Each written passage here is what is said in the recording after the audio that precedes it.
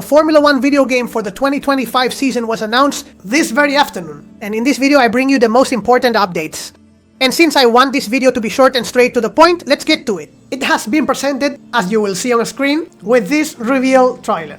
A combination of game footage and real images. But one of the most shocking news is the one that you are seeing on the title, which is F1 25 will not available in all gen consoles, meaning we won't have this game on PlayStation 4 or Xbox One.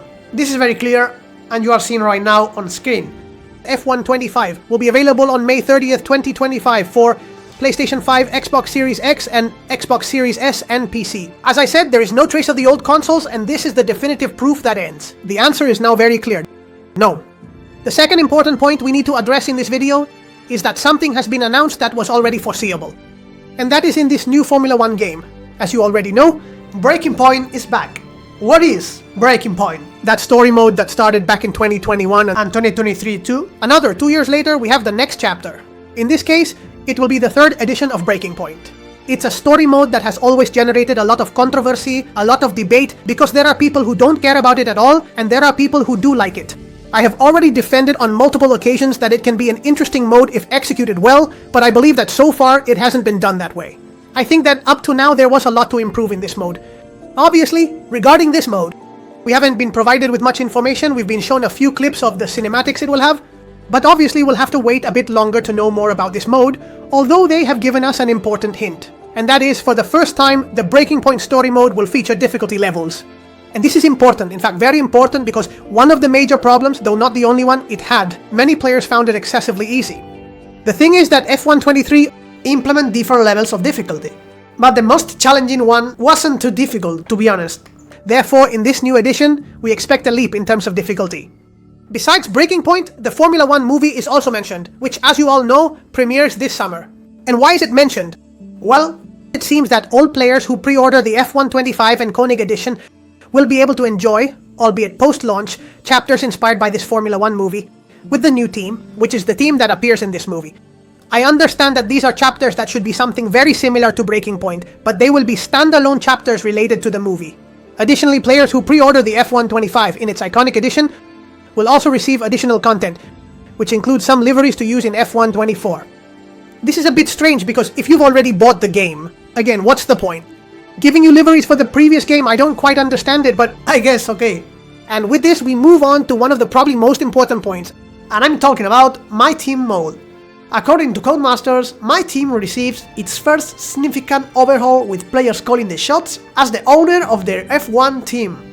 My Team mode remained untouched and hadn't changed for many years. Therefore, it is announced that this year, the My Team mode will have significant changes. They give us some hints. For example, they tell us that the player will have to take on more responsibilities as a team leader. And they point out that this will obviously affect decisions. Also as a driver, and also the drivers of your own team, that is, your teammate. However, on the Steam page, there is a section about the My Team mode that seems to shed some light, because it literally states that you will be able to step into the shoes of either of your two Formula 1 drivers on race weekends. This would imply that you can drive both cars of your team. In the My Team mode, which well makes some sense, we would be giving it some distinction.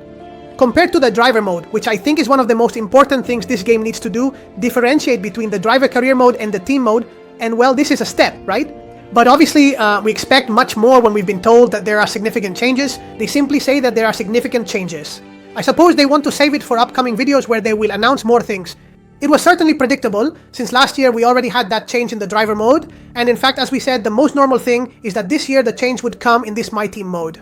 Another important aspect, which is also of general interest, is the graphics engine, something we've been asking for a long time. The graphics engine is still the Ego engine, and we've also imagined this for some time now. But in this trailer, it is also announced to us that F1 25 continues to improve the power of the Ego engine, and that through LiDAR technology, which is basically a laser scanning technology, the game will receive graphical improvements in terms of the appearance of the circuits, how they look compared to the real ones, and it is supposed to have a more realistic appearance. As with the previous aspects, we are told here that more information will be provided in the coming days. These are improvements as such, stated by Codemasters themselves, but obviously there are also interesting things that have been seen in the trailer, and evidently, watching the trailer, the first thing that catches your eye are the actual images of the game and the gameplay. The game, as always, looks incredible, This has never been the problem. We've said it many times. The change of game engine is not because the game looks bad graphically. Obviously, there is always room for improvement, but we've always mentioned the game engine because of the endless errors, the bugs that they don't even know how to fix anymore, and that's why there's a change in the game engine. But visually, the game looks very good. It's hard to say to what extent it's better or worse with this trailer, but it looks good. Details we can point out, for example, as you are seeing right now, this is a screenshot from the trailer, a moment in the trailer where you see an onboard of Lewis Hamilton's Ferrari. You can see that, well, the HUD in general is the same. By HUD, I mean the positions, lap times, that's really the official HUD. There's no real need to change it, honestly. But the speedometer has completely changed. You can see they've given it a futuristic touch. We have the battery part on the left of the speedometer, the kilometers per hour and the RPM counter, and below the iconic bar for the accelerator and brake, and in the center, the gear number we're using. As if it fits well there in the car. As if it were part of the car.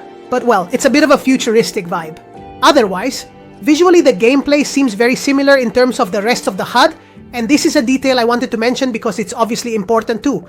But one of the details that has caught the most attention from the trailer is that in a couple of screenshots, the appearance, or it apparently seems so, of reverse circuits has been seen, because in this one, for example, you can see that everything seems to indicate that it's the Austria circuit in reverse, and previously there's another image where another circuit that seems to be Zandvoort is also seen in reverse, so they might be implementing a new option for reverse circuit races.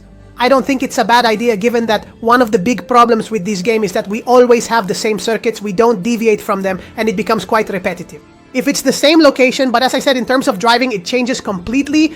It could be a tool to use, I don't know if for career mode to be able to use circuits with variants, or even if they might also include variants of the circuits themselves with parts that aren't used in reality. I don't know, there are many options obviously, but I think it's good to reuse what you already have to expand the content. Another thing that obviously interests you a lot is the price, right? The standard edition is going to be $60. We've gone back, we've lowered the price. This surprised me a lot. I know that to most people it will still seem expensive, which it probably is, right? We'll see how complete the game is when it comes out, but what is clear is that we've lowered the price, and this is very rare in the world we currently live in. The Iconic Edition will cost $80, which was almost the price of the Standard Edition last year. So I think that's better, and now you will be seeing on the screen exactly the difference between the two editions. The Standard Edition obviously includes much fewer items. The only things it includes are 5,000 pit coins instead of 18,000, the F-Wall Initiation Pack, which it does include, and the design, the suit, and gloves from the 75th Anniversary Edition of Formula 1. Everything else is in the Iconic Edition, the F-World Bumper Pack, 3 days of early access, the Iconic Hamilton Pack, an exclusive F-World event of Lewis Hamilton 1, a collection of designs from the 2025 season for the time trial mode. And there's one more thing if you've noticed there, and that is we're going to have icons of Formula 3 drivers, but of course, what people wanted to see were cars, right? There are rumors that they might add the F-cars mid-year. I don't know, I prefer not to get too excited about this because the icons are just that, drivers that you can initially sign, and well, there's also a 1-month subscription to F1 TV Pro only in the US. And this is all the important information that I considered needed to be mentioned in this presentation video. Obviously, new things will be coming out in the next few days, and we'll be here to discuss everything. As I said, I won't go on any longer. If you have any questions, you can leave your opinion on everything we've seen in this video in the comments. And that's all from me. See you in the next one.